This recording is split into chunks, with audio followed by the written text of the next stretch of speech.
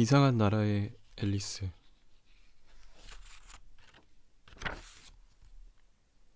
1866년 초판 복원본. 루이스 캐롤 지음, 존 테니얼 사파. 지금 150년? 150년이 됐어?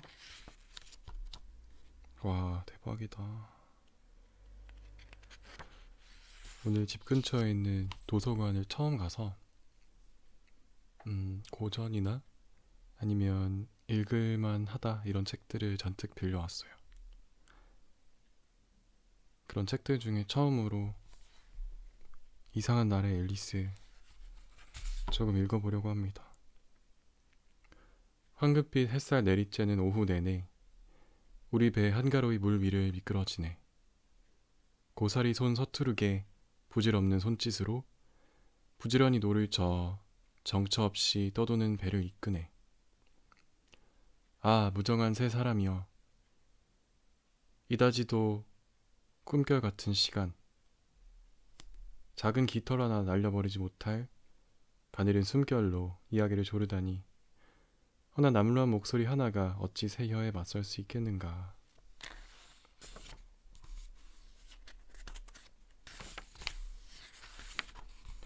토끼굴에 떨어지다.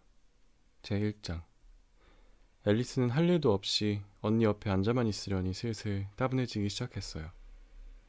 언니가 읽고 있는 책을 한두 번 힐끗 훔쳐봤지만 책에는 그림도 없고 대화도 없었어요. 그림도 대화도 없는 책을 앨리스는 생각했어요. 뭐하러 읽는담 하고요. 그래서 자기 딴에는 열심히 더운 날씨 때문에 졸음이 쏟아지고 머릿속도 멍해져서 데이지꽃으로 왕관을 만들었을 때 그걸 즐거움과 자리에서 일어나 데이지꽃을 따러 다닐 때 고생스러움을 서로 저울질하면서 고민하고 있었는데 분홍 눈을 한 하얀 토끼 한 마리가 앨리스 옆을 휙 하고 뛰어갔어요. 토끼가 이런 큰일 났군, 이러다 늦겠어 하고 중얼거리는 소리를 들었을 때도 별로 이상하다는 생각이 들지 않았어요. 나중에 다시 생각하니 이상한 일이라고 생각했어야 하는데 그땐 모든 게 너무나 당연하게 느껴졌거든요. 하지만 토끼가 조끼 주머니에서 회중시계를 꺼내더니 힐끔 들여다보곤 어디론가 뛰어가기 시작하자 주머니 달린 조끼를 입은 토끼도 그렇거니와 거기서 시계를 꺼내는 토끼를 한 번도 본 적이 없다는 생각이 퍼뜩 든 앨리스는 호기심에 몸이 달아올랐는지 벌떡 일어나 토끼를 뒤쫓아 들판을 가로질러 뛰어갔어요. 다행스럽게도 때마침 토끼가 울타리 아래 커다란 토끼굴로 뛰어들어가는 것이 보였어요. 그 다음 순간 앨리스는 어떻게 다시 이 세상으로 올라올지 단 한 번도 고민하지 않고 토끼를 따라 굴 속으로 들어갔답니다. 토끼굴은 얼마 동안은 동굴처럼 똑바르게 뚫려 있었지만 갑자기 밑으로 푹 꺼지는 바람에, 그런데 그게 너무 갑작이라 이제 그만 가야겠다고 생각하기도 전에 앨리스는 깊은 우물처럼 생긴 굴 속으로 떨어져 버렸어요.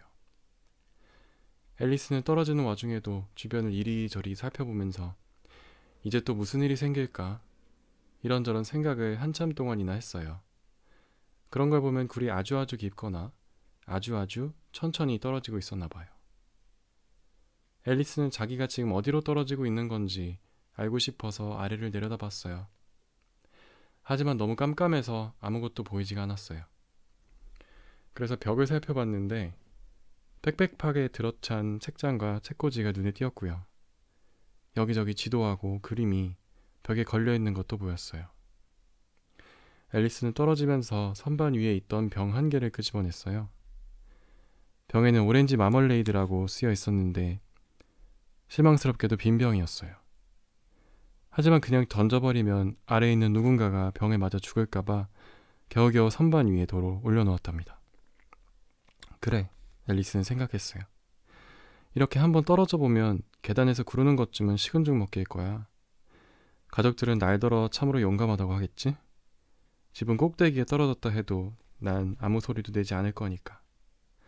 떨어지고 또 떨어지고 계속 떨어지고 이대로 끝없이 떨어지는 걸까요? 지금까지 대체 몇 마일이나 떨어진 걸까? 앨리스는 큰 소리로 말했어요. 지구 한가운데 어딘가로 떨어지겠지? 어디 보자. 4,000마일 정도 떨어진 것 같은데. 앨리스는 학교에서 이런 것들을 몇 가지 배운 적이 있어요. 지금은 들어줄 사람이 하나도 없기 때문에 지식을 뽐내기에 썩 좋은 기회는 아니지만 다시 한번 말해보는 건 좋은 연습이 되겠죠. 그래, 정확히 그 정도 거리가 맞는데 위도나 경도는 얼마일까? 그러고 다시 중얼대기 시작했어요. 난 지구를 뚫고 떨어지는 걸까? 거꾸로 매달려 걷고 있는 사람들 사이에 불쑥 나타내버리면 얼마나 웃길까? 지구 맞은편 맞나? 아무튼 지구 맞은편 사람들한테 여기가 무슨 나라인지 물어봐야 될 텐데. 부인, 여기가 뉴질랜드인가요? 호주인가요? 그런 질문을 하면 나를 참 예의 없는 꼬마라고 생각하겠지?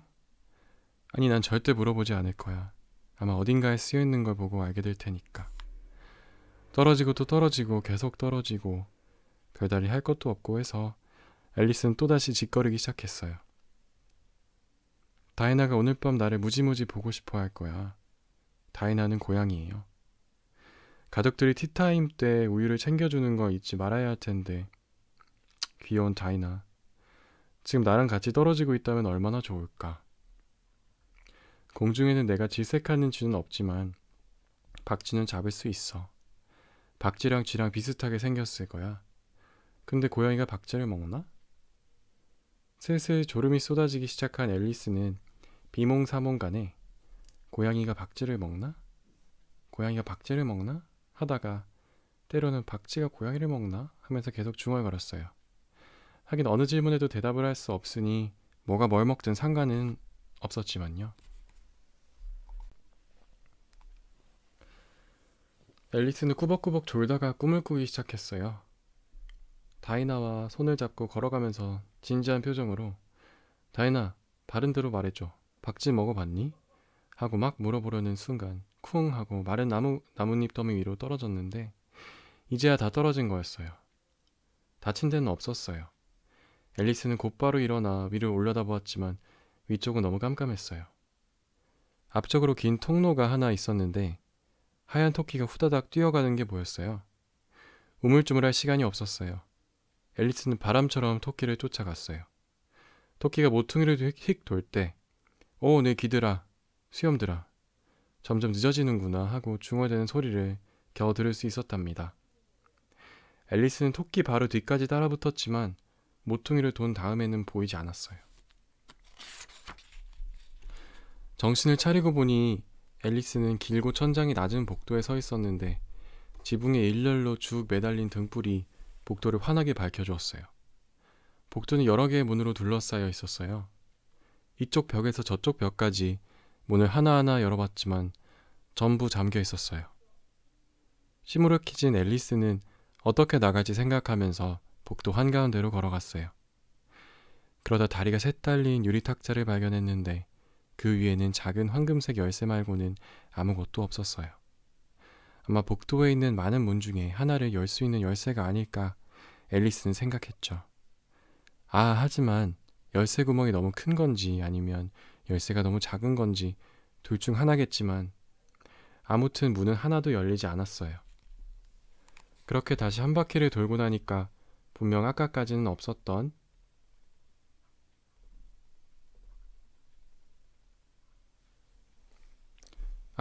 없었는데 커튼이 길게 드리워져 있는 벽이 보였어요.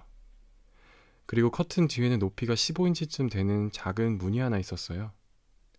황금색 열쇠를 열쇠 구멍에 넣어봤는데 기쁘게도 딱 들어맞았어요. 문을 열었더니 쥐구멍보다 클까 말까 한 통로가 뚫려 있었어요. 무릎을 꿇고 들여다보니까 저쪽 끝은 지금껏 본 것 중에 가장 아름다운 정원이었어요. 어서 이 어두운 복도에서 빠져나가 눈부신 화단과 시원한 분수 사이를 거닐고 싶었지만 문이 너무 작아서 머리를 들이밀 수조차 없었어요. 머리가 들어가도 가연 앨리스는 생각했어요. 어깨가 걸릴 텐데 무슨 소용이람. 내 몸이 망원경처럼 접히면 참 좋을 거야. 접는 방법만 알면 접을 수 있을 것 같아. 여러분도 알다시피 요즘 들어 아주 신기한 일들이 자주 일어나고 있어서 앨리스는 정말이지 불가능한 일은 거의 없다고 생각하게 되었거든요. 작은 문 옆에서 기다리고 있어 봤댔자 아무 소용이 없을 것 같아서 앨리스는 유리 탁자가 있는 곳으로 돌아갔어요. 다른 열쇠가 있거나 아니면 사람들을 망원경처럼 접는 법이 나와 있는 책이라도 있기를 바라면서요. 이번에는 탁자 위에 작은 병이 있었어요. 아까는 분명히 없었는데 하고 앨리스는 말했어요. 병목에는 종이꼬리표가 달려 있었는데 예쁜 글씨로 날 마셔요 라고 큼지막히 적혀 있었답니다. 날 마셔요. 그럴듯한 말이었지만 영리한 앨리스는 너무 서두르지 않기로 했어요. 그쵸, 서두르지 말아야지. 먼저 독이라고 쓰여 있는 건 아닌지 앨리스가 말했어요. 잘 살펴보자. 앨리스는 불에 대거나 사나운 짐승이나 다른 끔찍한 괴물한테 잡아먹힌 아이들에 대한 재밌는 이야기를 몇 편 읽은 적이 있어요. 벌겋게 달아오른 부직갱이를 너무 오래 붙들고 있으면 손을 댄다든가 날카로운 칼을 만지면 깊이 베어 피가 철철 난다던가 하는 건데 그건 친구들이 알려준 간단한 규칙을 지키지 않았기 때문이에요. 독이라고 표시된 병에 든 것을 많이 마시면 조만간에 배탈이 난다는 사실을 앨리스는 잘 알고 있었어요. 하지만 이 병에는 독이라고 쓰여있지는 않았기 때문에 용기를 내어 맛을 봤더니 너무 맛이 좋아서 체리타르트, 커스터드, 파인애플, 칠면조구이, 토피사탕, 뜨거운 버터 토스트를 섞은 것 같은 맛이 났거든요. 앨리스는 단숨에 꿀꺽 마셔버렸어요. 기분이 이상해. 앨리스가 말했어요. 내 몸이 망원경처럼 접히고 있나 봐. 정말로 그랬어요. 앨리스의 키는 이제 겨우 10인치로 줄어들어 버렸어요. 작은 문을통의 아름다운 정원으로 가기엔 지금이 딱 좋은 크기라는 생각에 앨리스의 표정이 밝아졌어요. 하지만 계속 줄어드는 건 아닌지 일단 잠시 기다려보기로 했죠. 사실 걱정이 많이 되기는 했어요. 그런데 계속 이렇게 줄어들다가는 양초처럼 완전히 없어질지도 몰라. 그럼 난 어떻게 되는 거지? 양초가 다 타버리고 나면 불꽃이 어떻게 되는지 떠올려 보려 했지만 앨리스는 그런 걸 한 번도 본 적이 없어서 상상을 할 수가 없었어요. 잠시 기다려봤지만 더 이상 아무런 일도 일어나지 않았기 때문에 앨리스는 곧장 정원으로 가려고 마음먹었어요. 하지만 앨리스, 가여워라. 문 앞에 선 앨리스는 작은 황금색 열쇠를 탁자 위에 깜빡 두고 온 게 생각이 났어요. 열쇠를 가지러 다시 탁자로 가봤지만 도저히 손이 닿을 것 같지가 않았어요. 유리 탁자 위에 있는 열쇠가 밑에서는 빤히 보여도 탁자 다리를 기어오르고 안간힘을 썼지만 너무 미끄러웠어요. 몇 번 더 힘을 내보았지만 결국 불쌍한 꼬마 숙녀 앨리스는 주저앉아 울음을 터뜨리고 말았어요.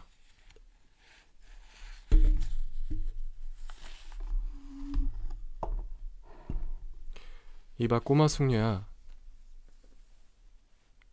이봐 꼬마 숙녀야. 아니네. 이봐. 이렇게 울어봐야 아무런 소용도 없다고. 앨리스는 따끔하게 말했어요. 울음을 뚝 그치도록 해. 앨리스는 종종 자기한테 아주 좋은 충고를 한답니다.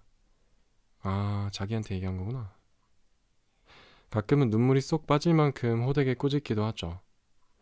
한 번은 혼자서 크로케 경기를 하다가 순서를 속였다는 이유로 자기 뺨을 때리기도 했어요. 이 유별난 소녀는 두 사람인 척 하는 걸 아주 좋아하거든요. 두 사람인 척 해도 둘 다 울보라면 과연 앨리스는 생각했어요. 아무런 소용도 없다고. 왜냐면 지금은 씩씩한 사람이라면 모자랄 판이니까. 이윽고 앨리스의 눈길은 탁자 아래 놓인 작은 유리상자에 닿았어요. 상자를 열었더니 작은 케이크가 있었는데 그 위에 건포도로 날 먹어요 라고 예쁘게 쓰여 있었어요. 먹어야겠다. 앨리스는 말했어요. 키가 커지면 열쇠를 집을 수 있고 키가 작아지면 문틈으로 기어나갈 수 있어. 어찌되든 정원에 갈 수 있을 거야. 둘 다 상관없어. 앨리스는 케이크를 조금 먹어봤어요. 그리고 걱정스럽게 어떻게 될까? 어떻게 될까? 하고 마음을 졸였어요. 머리를 감싸지고 위로 자랐는지 아래로 줄어들었는지 느껴보려고 했지만 키가 여전히 똑같아서 깜짝 놀랐답니다. 물론 우리가 케이크를 먹으면 지금처럼 아무 일도 일어나지 않죠. 하지만 앨리스는 기상천외한 일만 잔뜩 일어나기를 기대하는 버릇이 있어서 평생 평범하게 사는 건 아주 시시하고 따분하다고 생각했답니다. 결국 앨리스는 케이크를 순식간에 전부 먹어치워 버리고 말았어요.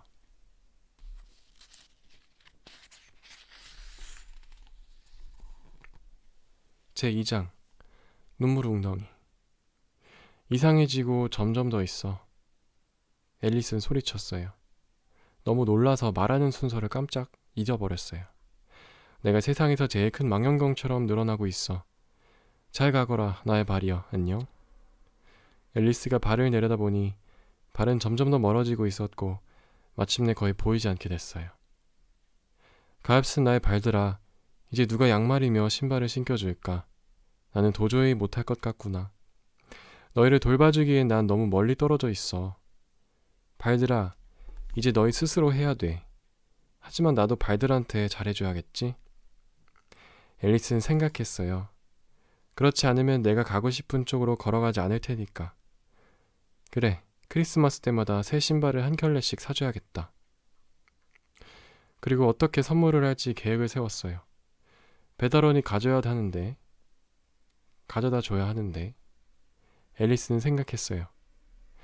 자기 발한테 선물을 한다면 얼마나 우스울까? 받는 사람 이름은 보면 어이가 없을 거야. 앨리스의 오른발 기하. 벽난로 제바지 근처 깔개 위. 앨리스로부터. 세상에, 무슨 바보 같은 소리를 짓거리고 있는 거야? 바로 그 순간 머리가 천장에 부딪혀 버렸어요. 앨리스의 키는 지금도 9피트도 넘거든요. 9피트? 한 피트에 30cm인가 그러니까 2.7m? 곧 앨리스는 황금색 열쇠를 집어들고 정원으로 통하는 문으로 달려갔어요. 불쌍한 앨리스, 이젠 엎드려서 한쪽 눈으로 정원을 바라보는 것도 벅찰 지경이었어요. 도저히 거기로 빠져나갈 엄두가 나질 않았답니다. 앨리스는 주저앉아 또 훌쩍거리기 시작했어요. 부끄러운 줄 알아야지. 앨리스가 중얼거렸어요. 너처럼 다 큰 숙녀가. 앨리스가 이렇게 말하는 것도 당연하겠죠. 이렇게 울고 있으면 어떻게 해. 당장 뚝 어서. 그렇지만 울음은 멈추지 않고 계속 나왔어요. 복도 한가운데 깊이가 4인치나 되는 커다란 웅덩이가 생길 때까지 앨리스는 눈물을 쏟아냈답니다. 얼마 후 저 멀리서 조그맣게 발자국 소리가 들려왔어요. 무슨 소리일까? 앨리스는 눈물을 닦고 쳐다봤죠. 아까 그 하얀 토끼가 되돌아오는 소리였어요. 토끼는 근사한 옷을 차려입고 한 손에는 하얀 가죽 장갑 한 켤레를, 다른 한 손에는 커다란 부채를 들고 있었는데 굉장히 바쁜 듯 종종 걸음을 치면서 혼자 중얼거렸어요. 공작 부인, 오래 기다리셨다고 제발 노여워하지 마시길. 너무나 다급했던 앨리스는 아무나 붙잡고 도움을 청할 마음의 준비가 되어 있었어요. 그래서 토끼가 가까이 왔을 때 주저주저 하면서 나지막한 목소리로 말을 걸었어요. 저기 선생님. 그러자 토끼는 기겁을 해서 흰 장갑과 부채를 떨어뜨린 채 허둥지둥 어둠 속으로 주랭랑을 놓아버렸어요. 앨리스는 장갑과 부채를 집어들었어요. 복도가 무척 더웠거든요. 그리고 이렇게 말하면서 부채질을 했어요. 이런 오늘은 이상한 일 투성이. 어제는 평소처럼 지나갔는데 밤새 내가 변해버린 걸까? 가만 어디 보자. 오늘 아침 일어났을 때 내가 나였나? 조금 달랐던 것 같기도 해. 하지만 내가 아니라고 한다면 다음 질문은 그럼 나는 대체 누구라는 거지?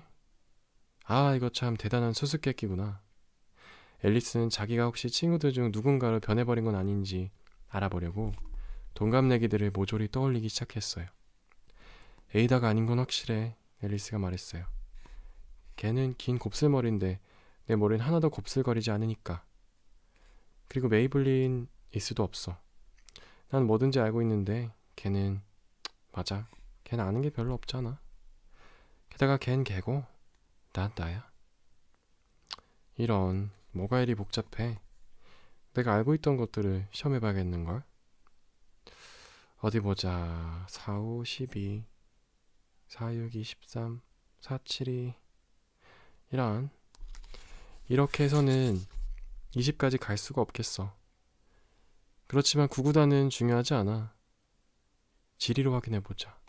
런던은 파리의 수도고, 파리는 로마의 수도고, 로마는...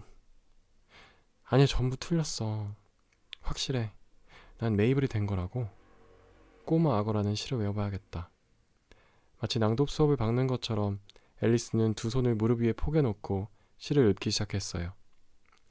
하지만 목소리는 이상하게 갈라지고 평소와는 다른 단어가 튀어나왔죠.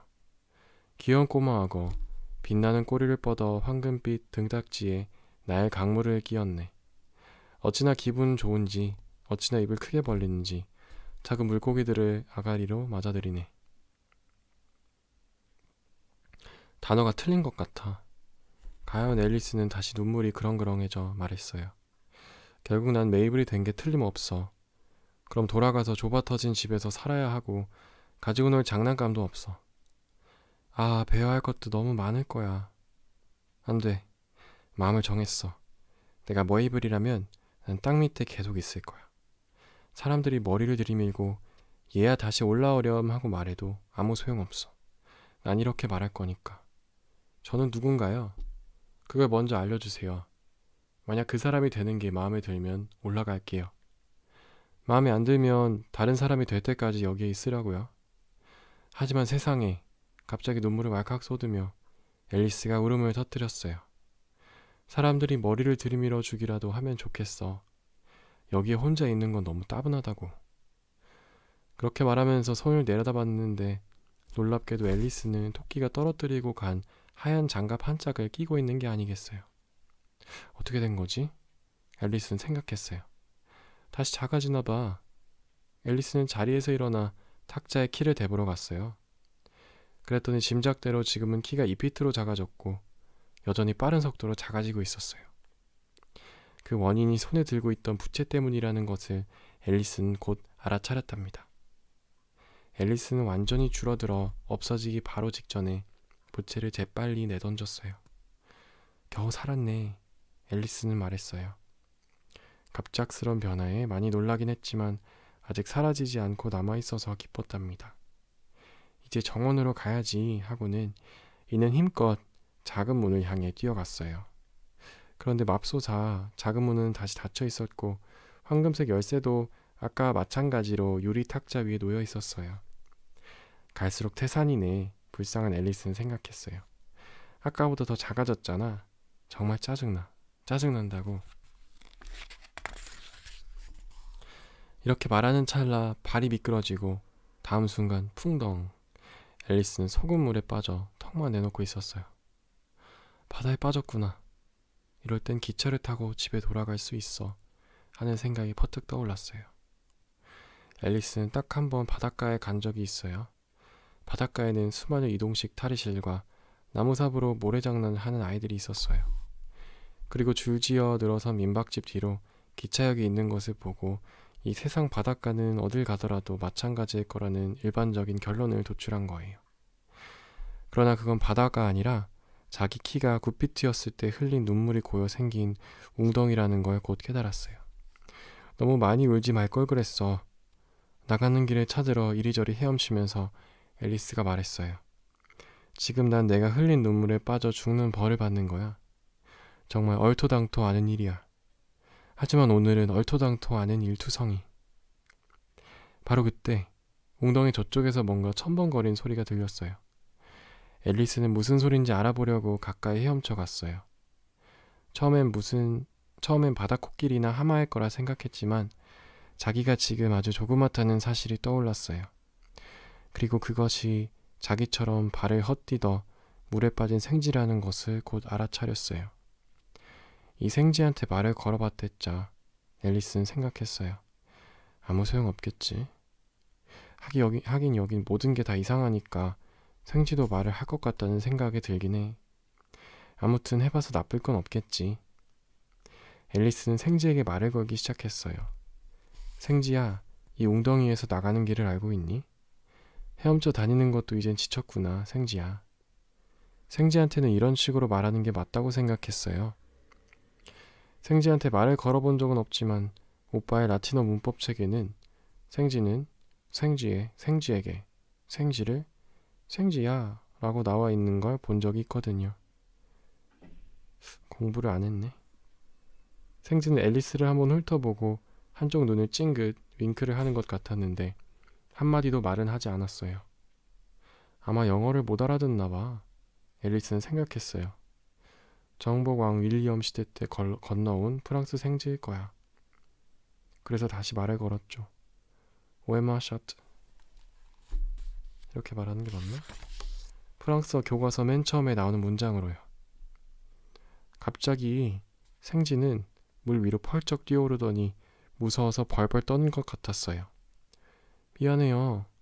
앨리스는 불쌍한 동물의 기분을 상하게 했나 염려가 되어 얼른 소리쳤어요. 생지가 고양이를 좋아하지 않는다는 걸 깜빡했어요. 고양이 안 좋아해. 생지는 날카롭고 성난 목소리를 외쳤어요. 네가 생지라면 고양이가 좋겠니? 앨리스는 글쎄 좋아하지 않겠죠 하고 달래듯 대답했어요. 너무 화내지는 마세요. 하지만 우리 고양이 다이나를 보여주고 싶어요. 다이나를 보면 고양이를 좋아하게 될 테니까요. 아주 사랑스럽고 얌전하거든요. 웅덩이에서 천천히 헤엄치면서 앨리스가 반쯤 중얼거리듯 계속 웅얼거렸어요. 다이나는 난로가에 앉아 귀엽게 가르랑거리면서 발을 핥고 세수도 해요. 쓰다듬으면 얼마나 부드럽다고요. 쥐 잡는데도 선수예요. 어머 미안해요. 이번엔 생지가 털을 있는 대로 쭈뼛 세우는 걸 보고 정말로 화가 난 것 같아서 다시 큰 소리로 말했어요. 원하지 않는다면 우린 더 이상 다이나 얘기는 하지 말기로 해요. 우리? 나 원참. 꼬리까지 부들부들 떨면서 생지가 소리쳤어요. 내가 무슨 말이라도 한 것처럼 그러는구나. 우리 가문은 언제나 고양이를 증오했어. 지저분하고 천박한 것 같으니라고. 그 이름 다시는 입에 담지도 마. 와, 오늘 나온 대사 중에 제일 좋았어. 마음이 시원하네. 안 그럴게요. 앨리스는 서둘러 화제를 바꾸면서 말했어요. 그럼 강아지를 좋아하세요? 생지가 대답하지 않자 앨리스는 신이 나서 말했어요. 우리 집 근처에 아주 예쁜 강아지가 있는데요. 꼭 보여주고 싶어서요.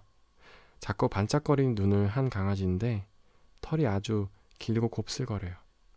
뭐든 던지면 다시 물어와서는 앉아서 먹을 걸 달라고 막 조른다니까요.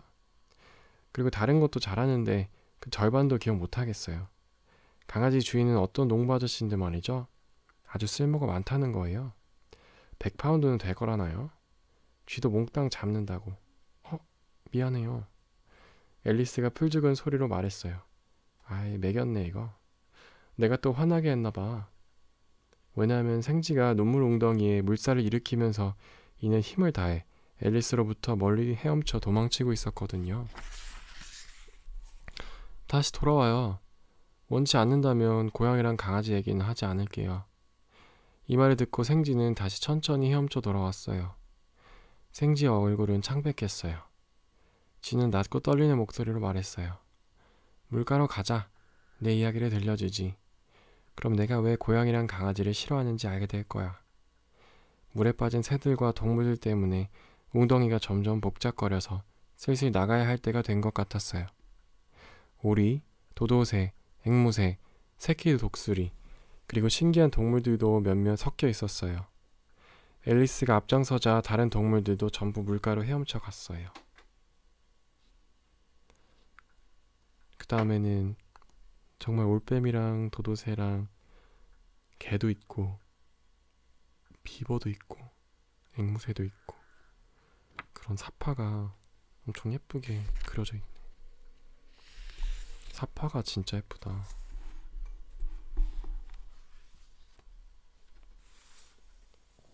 오늘은 앨리스는 여기서 마치도록 하겠습니다. 다음에 또 봐요. 잘 자요.